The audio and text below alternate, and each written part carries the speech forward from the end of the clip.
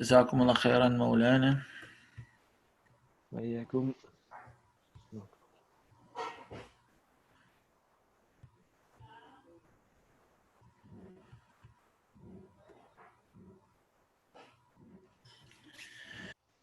Assalamu alaikum wa rahmatullahi wa barakatuh. We are going to be continuing our discussion of the miraculous nature of the Quran. I have mentioned in previous settings that what we are discussing is a very vast discussion. There are many aspects to it, and so we are providing an overview of it, basically an introduction. This could be a course on its own, and a course that could run over the entire year. So whatever I'm discussing, you need to remind yourself that this is but the tip of the iceberg, inshallah. Then also, I think that last week, perhaps I went at too great a speed, and I did not allow you also I did not give you the opportunity to ask me any questions or to interact with me and so forth. So this week, inshallah, I've decided to go at a bit of a slower pace. And if you have any questions during the lesson, you are free to do so. And inshallah, I've actually decided to touch on a few topics that some of you might find a bit controversial. And one of the reasons for that also is to coax you into a bit of interaction so that you can engage me and we can open up new angles to the discussion, and Allah knows best. Either way, this week I'm focusing on the fact that the Quran also represents a credal and a legal miracle. So when I'm speaking of creed, then what I'm referring to is basically the Aqidah. So if you go back to what we were discussing last week, I said that when you are commanded to bring Iman, right? Allah says in the Quran, أعوذ بالله من الشيطان الرجيم بسم الله الرحمن الرحيم. How does this go? وما خلقت الجن والإنس إلا ليعبدون. I have not created mankind nor jinnkind except for my worship. I have not created mankind nor jinnkind except for my worship. So the human brain, it is a machine that is designed to ask questions. And when we are commanded to worship, there are three questions that immediately come to mind. And those questions are, who or what am I to worship? Number two, how am I to worship that being? And three, why should I worship that being? And so Islam has produced a threefold approach to success in this world and in the hereafter. And this threefold approach, it answers these three questions that automatically come to your mind when you are told that your God requires you to worship. So first, who am I to worship? So that is answered in Aqidah or Creed. Right? In today's time, or what some people call belief or even dogma. Right? In today's time, the most common term used for creed is Aqidah. In the time of the Prophet ﷺ and in the Quran, in the Hadith, the term normally used is Iman. The term normally used is Iman. But in today's time, people use Aqidah. Then the second question would be, how am I to worship Allah? So in the Quran and the Hadith, the term that is used over there is Islam. So Iman would be inward submission to Allah, ensuring that you possess certain correct beliefs that is in accordance with reality. And then Islam would be outward submission to Allah, basically bringing your limbs into the obedience of Allah. The golden question then automatically would be, what do I benefit? What do I score? And that introduces a very interesting little concept over there, a concept that we must never forget. And that concept is that nothing is for free. Nothing is for free. You are designed to ask, what is in it for me? You are designed to ask, what is in it for me? So in any relationship, whether it is between one human and the next, or even it is between me and Allah. The design is what is in it for me, right? So, in numerous places in the Quran and in the Hadith, we find this particular indication. And people that are trying to escape this concept of what is in it for me, they are only harming themselves. They are only harming themselves. If I were to give you two quick indications. In the Quran, Allah says, هل أدلكم على تجارة تنجيكم من عذاب أليم, till the end of the ayah. Should I indicate you to a trade that will save you from a painful punishment? Meaning, enter into an agreement with me. And my side of the agreement, the value that I will give you is that I will save you from hellfire. And I will send you to paradise. I will overlook all your sins and I will reward you most handsomely. So this is what I will be offering you, humanity. Now the question is, what do I want from you? So even your God, your creator, he wants to enter into a trade agreement with you, where he's offering you value and he's expecting that you must offer him value. Now it is actually the most amazing trade agreement that you can imagine. Because technically what Allah wants from us is already his.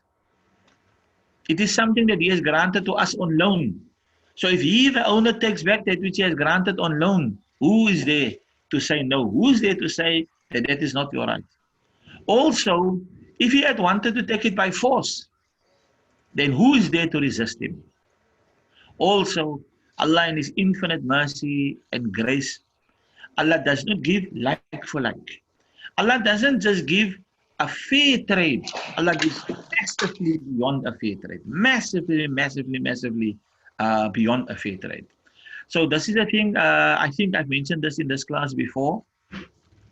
If you really think about it, in the words of the Prophet of Allah also, nobody's going to go to Jahannam except those who want to go to Jahannam. Nobody's going to go to Jahannam except those who want to go to Jahannam. If you understand the trade that Allah has, that Allah has allowed us, right? To just quickly go over that. If I intend to commit a sin, but then I don't, for the sake of Allah, I don't, I get one reward. Not one sin, one reward. If I intend to commit a sin and I do it, then only is one sin recorded against me. If I intend to do a good deed, but I don't do it, I still get a reward. If I intend to do a good deed and then I do it, I get minimum times 10. I get minimum times 10. That is the fadl, the bounty, and the grace of Allah. You understand? It is not equal for equal. It is not equal for equal. And the inequality is not in Allah's favor. The inequality is in your favor. If I intend a sin and I do it, and I don't do it, one reward is recorded for me. Then equality would be that if I intend a sin, and did I say that correctly? Let's rephrase that. If I intend a good deed and I don't do it, I get one reward. And so equality would be that if I intend a sin and I don't do it, then one sin should be recorded against me. But what is happening? If I intend a sin and I don't do it, Allah gives me one reward. So that is an inequality between the two, but it is an inequality that is in my favor. Also, on the day of Qiyamah, your deeds will be weighed. And if your good deeds outweigh your bad deeds, as long as your creed is correct, then you go to paradise, inshallah. And if your bad deeds outweigh your good deeds, then you go to Jahannam. Either because you are a disbeliever and you will go there forever, or you are a Muslim and the wages of sin must be paid. And when the wages of sin has been paid or have been paid, then eventually you will find your way to paradise. Sometimes every now and then there's a person that is 50-50. Originally these people will become Ashabul A'raf. They will be the people of the heights. Maybe our form of purgatory, and Allah knows best. Eventually, in accordance with the infinite mercy of Allah, these people will go to paradise. So here's the first issue. Already an inequality in the favor of men. Obviously, those whose good deeds outweigh their bad deeds based upon the system, go to paradise. Obviously, those whose bad deeds outweigh their good deeds based upon the system, they go to Jahannam. But people that are 50-50, where do they go? Technically, they shouldn't go to Jannah. Nor should they go to Jahannam because it's 50-50. That is what the system is saying. But then eventually, what does Allah do? Then Allah sends them to Jannah. Already the inequality has been biased in our favor. It has been pushed in our favor. Number two, of the four that I gave you, if I intend a sin and I don't do it, I get a reward. If I intend a sin and I do it, only one sin is recorded against me. If I intend a good deed and I don't do it, one reward. If I intend a good deed and I do it, 10 rewards. There's that inequality in my favor already. Now we sit with the other inequality that is in my favor, Allahu Akbar, and that is for me to go to Jahannam based upon the system that I have just mentioned. Good deeds outweigh, bad deeds outweigh, 50-50, based upon that system. It means I need to commit 11 sins for every good deed. 11 sins for every good deed before I go to Jahannam. Why is this? If I perform one good deed, I get 10 rewards. But my bad deeds must outweigh my sins.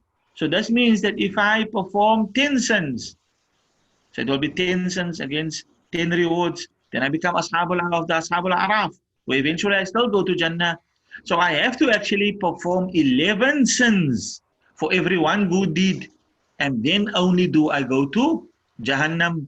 You understand? It has been biased in our favor. This is ultimate fadl. I believe that wants from me that which is his. And he's asking me very nicely, enter into this agreement with me. And when I enter into this agreement with him, not giving me a fair trade, one for one. No, he's giving me beyond a fair trade. Total ihsan is happening over here. That I give him one good deed, he gives me 10. You understand? So over there, there's fadl, there is bounty. And when I commit a sin, for every one sin, it is only recorded as one demerit against me. And also, I will only be punished for it if Allah doesn't show me mercy. Frequently, He shows mercy. Either way, coming back to the point over there, Islam is answering the 4 questions that come to mind. A complete and satisfactory answer. Who should I worship? So that is answered in Iman. How should I worship? So that is answered in Ihsan, in Islam. The other term for Iman is Aqidah. The other term for Islam is Sharia. And then the final question is, why should I worship? So Allah provides motivation. So I said the primary form in the Quran that Allah uses to provide motivation is qasas or qisas. Both readings are correct. Allah tells stories. So that is an issue that we looked at last week. But it falls under the general rubric of tazkiyah. Tazkiyah is the term that they use for it in today's time. The term that is used in Quran and Hadith, and especially in Hadith Jibreel, where Jibreel alayhi salam came and asked the Prophet alayhi salam 5 questions. Mal iman, mal islam, mal ihsan. So that's the term there for tazkiyah in that hadith. It is mal ihsan, then matas sa'a, when is the final hour? And when the Prophet alayhi salam said that neither I know the one that is being asked, nor do you know the one that is asking, he then asked, ma amaratuha, or kayfa amaratuha, what are the signs of the hour then like? Right? What are the things that will show that the hour is approaching? So that is an extremely famous hadith. It is so famous that the hadith is an independent name. Normally we just call a hadith, but that hadith has the name Hadith Jibreel, the Gabriel tradition. You understand? So the reason it has that name is because of its fame and because of its importance. Either way, what I actually wanted to say is that last week we focused on number 3, tazkiyah, ihsan. And now one of the angles of ihsan, of providing motivation, is that Allah tells certain stories, stories of the people of the past, stories of the people of the present, and stories of the people of the future. But I wanted to give a more comprehensive indication as to the miraculous nature of things over here. So I wanted to turn to Aqidah and Sharia this week as well. We have discussed the Tazkiyah, the Ihsan, the Qisas or Qasas angle last week. We gave an overview of that. Again, it wasn't comprehensive. It cannot possibly be comprehensive in the limited time that we are given. But this week, I want to discuss creed and law. right? So when we turn it into a sifa and adjective, creed becomes credal, and law becomes legal. So the credal angle of the miracle of Allah and the legal angle of the miracle of Allah, inshallah. Right? Are there any questions on this, on what I have discussed thus far, before I continue to the next slide? If anybody has questions, you are welcome to ask your questions. If you are too shy to ask outright using voice, then it's fine if you type it in, inshallah, and I will respond to it. Even if you type in during the lessons, it's fine. When there is a break from the one discussion to the next, I will have a look at the question, and we will answer it as best as we can, and Allah knows best. So if anyone has questions, please feel free to ask a question. Jazakumullah. Right. So I'm going to continue. Whenever you are ready, you go ahead and you ask a question. Right. So with regards to the credal miracle of the Quran, what we find in the Quran is we find a comprehensive discussion of reality. Now, I might have said this before. What are we supposed to be? We are supposed to be Muslimun. Muslimun, the word Islam, inside the word Islam, it is a person, man aslama wajhahu lillahi wa huwa muhsin. Whosoever submits his countenance unto Allah while he's a doer of good. So that is actually what Islam means. Islam, inside the word Islam is Islam. It is submission to Allah, a special type of a submission. Allah is the authority and Allah is the might to bring everything into His submission. And this is the way with the angels. The way of the angels is that they are fully in the obedience of Allah. But there's a problem between them and us. And that problem is that they do not have the option to disobey Allah. Since they do not possess free will, they do not have the option to disobey Allah. So this is where we come in. Allahu Akbar. A very, very interesting creation, humanity. If we look at us physically, you understand the meaty, the fleshy casing that we inhabit, then there is very little difference between us and the rest of the animals. Very little difference. If you cut open a human body and you cut open the bodies of other animals, there's lots of similarities. So when it comes to the fleshy casing that we inhabit, you understand, it will appear that we're just one of the other animals in the jungle. But inside of us is a special life force, a soul. Yes, animals also possess souls. You understand? But those are lesser souls. Inside of us is a soul that can aspire to higher than the angel. So the angels, okay, there's a question I'm going to answer now. The angels are also souls. And they have the highest forms of souls. There's one issue with the angels, and that is that they do not have the option to disobey. And then we have the animals, limited souls, limited intellect, and so there's no taklif with regards to them. And then we are squat in the middle, right? We are squat in the middle. We can go down with our physical desires that are similar to the animals, we can go down. And with our spiritual needs, we can ascend. And we can ascend to higher than the angels, or we can descend to lower than the animals. And what is happening to the bulk of humanity? Unfortunately, the bulk of humanity are focused on the physical needs and they are focused on physical delight only. And so they have descended to lower than the animals. So Allah mentions this in the Quran, for example. Allah says, Hum kalan'am, or rather kalan'am, bal hum adal. They are like cattle. Rather, they are even more astray than cattle.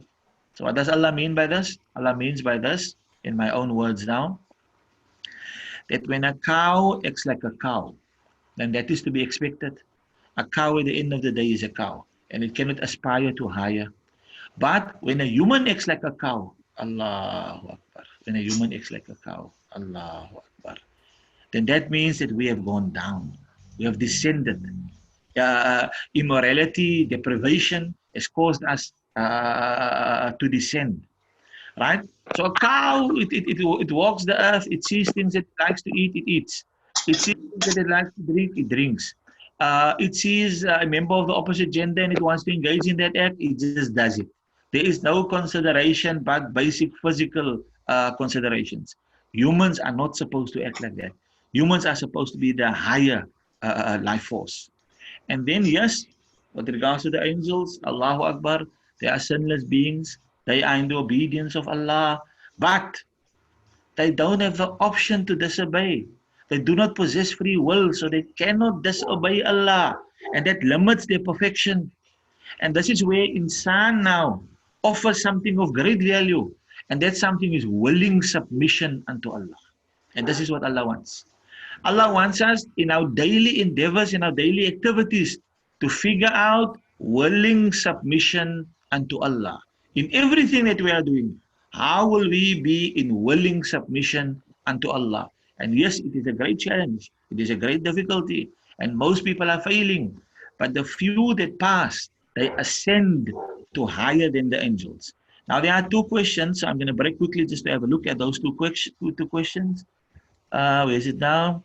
Asfala safilin and ahsan taqwim. Right, so that is what Allah has mentioned in the Quran, that people descend to the lowest of the low, and that Allah has created humans in the best of form. So that it appears to be one.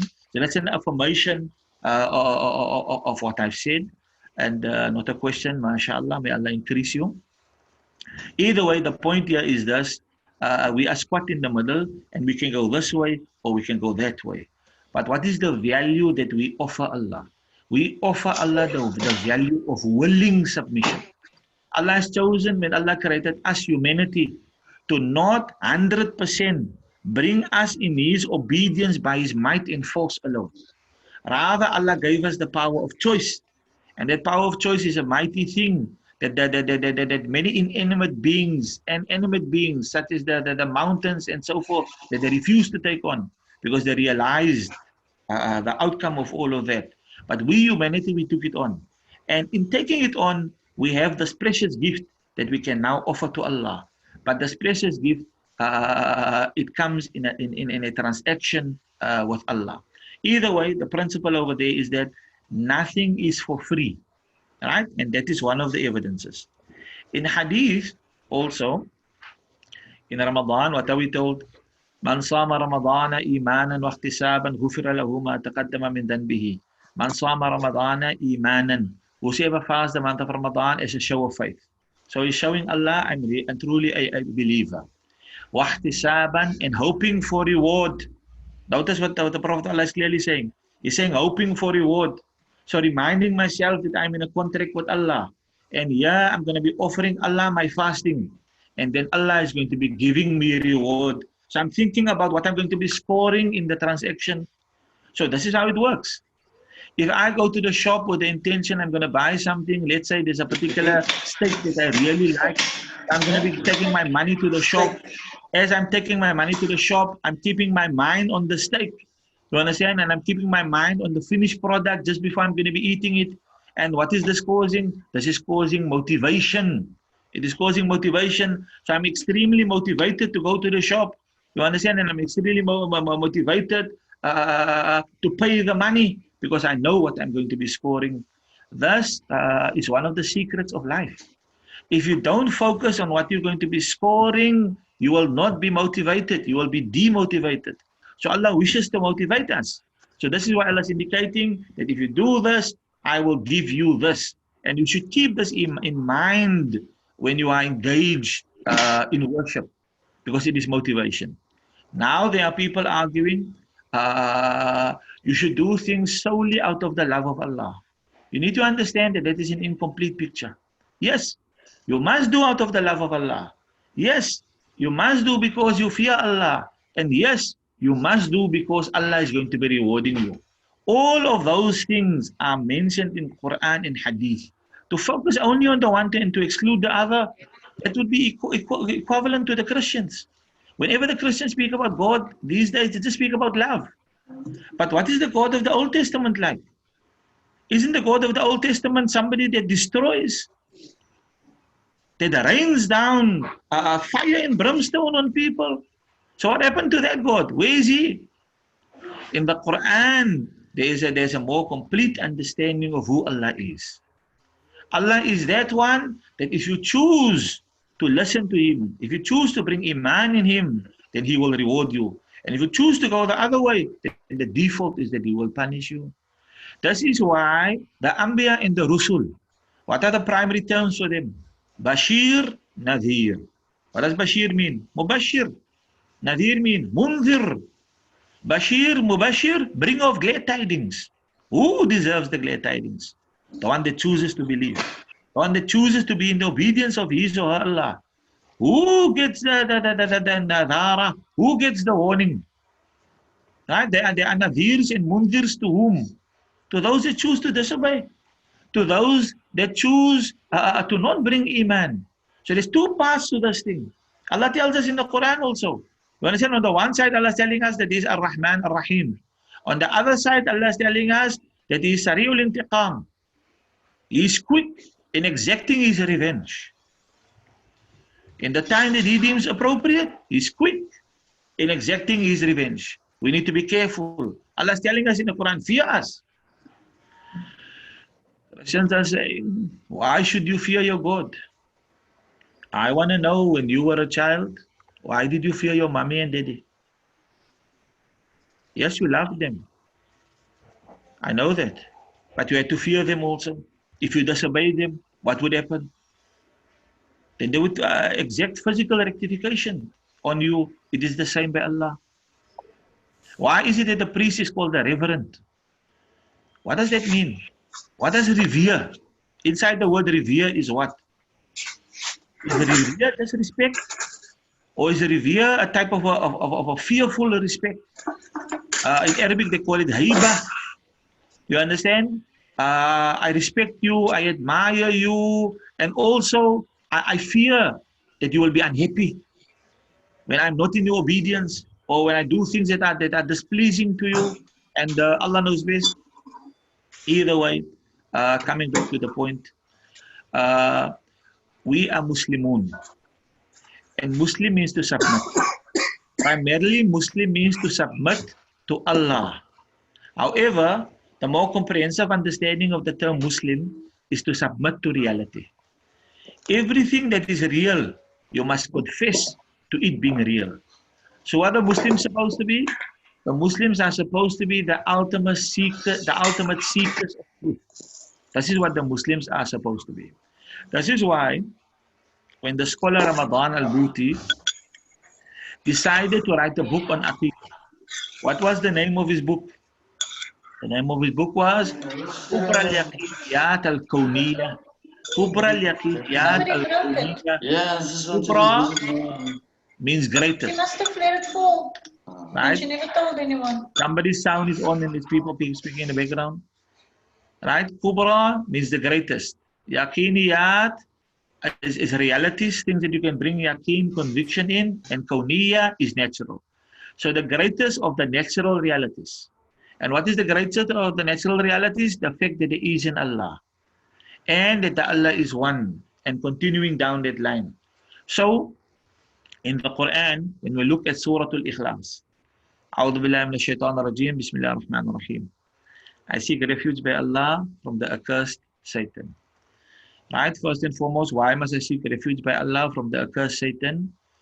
Because we humans, we have this quality that whatever we read and whatever we observe, there are two ways to do so. We can do this in an objective manner, where we focus on the object and we allow the object to inform us. Or we can do it in a subjective manner, where whatever lies in us is then seen in the object. You understand? So instead of seeing the object the way that it is, we see the object via our ego, via our ignorance, via our own desires, and so forth. So the second way of looking at things is satanic, because it is moving you away from reality. And unfortunately, the Quran, which holds the highest authority in the lives of Muslims, there is a way to approach it subjectively. And then that authority will now be used, instead of moving towards the truth, moving towards belief in Allah, moving towards obedience to Allah, it will now mean moving towards falsehood, vanity, towards disbelief, towards sin. And so, whenever I'm reading the Quran, I must remind myself, the Quran is not a work of art. The Quran is communication. What's the difference between a work of art and communication? If I'm looking at the painting Mona Lisa, what is she doing? Is she smiling? Is she smirking? What is she doing? So when I ask the art fundis of the world, then they tell me, Mona Lisa is doing whatever you feel she's doing. When you look at the work of art, then whatever you see, that is what is there. Right? So I put meaning in the art. The golden question is, what does the artwork mean to me? What does it signify to me? Right? So that is art. Communication is not like that. Whenever somebody speaks to you, and your God is the speaker, then words, they are the vehicles of meaning. So it's a car. And inside the car, there's supposed to be a passenger. I am not allowed to put my own passenger in the car. I must discover who is the passenger that God sent to me. So when God speaks to me using words, inside of those words are meanings that God intended. They are the passengers of the cars of that is the words of Allah. And I must uncover, I must discover the meaning that God intended. I must not put my own meaning in there. Right? So who is the one that is going to cause me to put my own meaning in there? That one is Shaitan. So this is why when I read the Quran, I must remind myself, open yourself up to divine truth. Open yourself up to acceptance of divine reality and stop putting your own shahwa and your own hawa in the words of others, especially the words of Allah. So when Allah speaks to me, focus, listen. أعوذ بالله من الشيطان الرجيم. بسم الله الرحمن الرحيم. I begin my recital using the name of Allah. So I take that barakah and I ask Allah to assist me. I remind myself who is Allah? Ar-Rahman, Ar-Rahim. The one that is infinite in His mercy. Ar-Rahman, Ar-Rahim. The one that is eternal in His grace. Right? So now I begin. Surah Ikhlas. Qul, say to them, Prophet Muhammad, Wallahu Ahad. He, Allah, is one. Already in the word Allah, what do we find? So ulama say the word Allah, right? There's two opinions amongst the ulama. One is that the word Allah is not a mushtaq. It is not a derivative, right? That is its form. It's beginning form and its end form. Others argue that it is a derivative. Amongst those that argue that it is a derivative, the question now comes, what is it derived from? So they say it comes from the term al-ilahu. Al-ilahu. So ilahun was actually the original. Ilahun, they loosely translate as God. So if you say al-ilahu, you would say the God. However, the ulama of language, the linguists of the Arabic language, they tell us that ilahun actually means ma'luhun bihaqqin, a being that is worthy of worship. So when Allah said al-ilahu, He was saying al-ma'luhu bihaqqin, the only one that is worthy of worship, or the one that is worthy of worship. Qul, say He, the one that is worthy of worship, ahadun, is one. Allahu Akbar. So here's something amazing. In that one statement, a minimum of two things was put to us. In fact, if I focus on three and on Qul, there's three things I can say. Number one, when Muhammad, peace be upon him, said, Huwallahu Ahad, He, Allah, is one, he wasn't the one saying it. But now this applies to the whole Quran. The whole Quran is not said by the Prophet Muhammad, peace be upon him. The whole Quran is Kalamullah. So why does Allah specifically want the Prophet to say in Surah Ikhlas, Qul, and in certain other surahs, Qul? What is over there? Over there is a reminder that Muhammad isn't saying so. I, Allah, I'm saying so. So it carries my authority. Who am I? I'm that omniscient being. I am that being that knows everything. So when I tell you that it is so, then it is so. So that is first thing. Second thing that we have been told, that Iman should have Tawheed. Iman rests on the idea of Tawheed, which is what? Number one, that there is a God. And number two, that God is one. And this is the primary difference between us in any other form of religion that is out there. Even if there's a religion back in the day used to be Islam, even if there's a religion back in the day used to be on Tawheed, monotheism, their monotheism has gone astray. Would you be surprised if I were to tell you that the Christians look upon themselves actually as monotheists and not polytheists? And it would be easy to see that they say so. The Jews also say the same thing. It would be easy for you to see that perhaps. You understand? Because they're close to us in monotheism. Though they're straight, there is definitely shirk in there. But what if I were to tell you that the Hindus also look upon themselves as monotheists? What would you say then?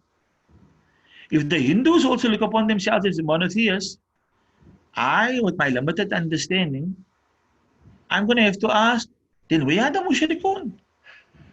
If they are supposed to be looked upon as muwahidun, people who believe in Tawheed, then where are the mushrikun? Where are the people that believe in multiple gods? When the people that probably have the most gods that you can imagine, they are also people that believe in one God, Allahu Akbar. Now, obviously, there's plays on words here. You understand? Whether it is the Hindus or the Christians or the Jews. You understand? Like the Christians, for example, they tell us it's one God, but he has three personalities or three aspects. You understand? And this is where the trickery now starts to happen. So when you're sitting with them, then they tell you it's like one candle. The candle is the wax, it is the wick, and it is the flame. Yet it is one candle. Or they tell you it is the three forms of water. Water is a solid, and water is a liquid, and water can be a vapor also, a form of air. You understand? And so it is with God. God has these three aspects, and Allah knows best. So what is happening over there? Their monotheism is not pure. Their monotheism is subject to interpretation. While in Islam, the monotheism is pure. And the question that now comes is, what comes with it? What comes with the idea that monotheism is pure? What does it do for you as the Muslim? Now, before I get to that point, and if for some reason or other I forget, please do remind me. All right, so that is the first issue. Allah is saying that Allah is Ahad. Allah is one. So Allah is not a God that is made up of parts. Nor is Allah three gods that stand together and they are a society, they are a community, and together they form the Godhead. Right? So if I look at myself, for example, I am made up of millions of living cells. This does not apply to Allah. Allah is not made up of cells. Till what time does the spirit go? For that, I just want to ensure. Okay, it actually goes only till then, till now. Rato, how time flies. Allahu Akbar. Is the next teacher here already? Assalamualaikum malna. Mala Zakaria? Khalil ya malna. Oh, Mala Khalil, is it already the next period? Yes malna. Unfortunately malna. I think today I went a bit too slow. Last week I went a bit too fast. Today I went a bit too slow. Allah knows best. So I should end there, inshallah. Inshallah malna. Jazakallah khair. Jazakumullah khairan. I will continue next week, inshallah. Assalamu alaikum wa rahmatullahi wa barakatuh.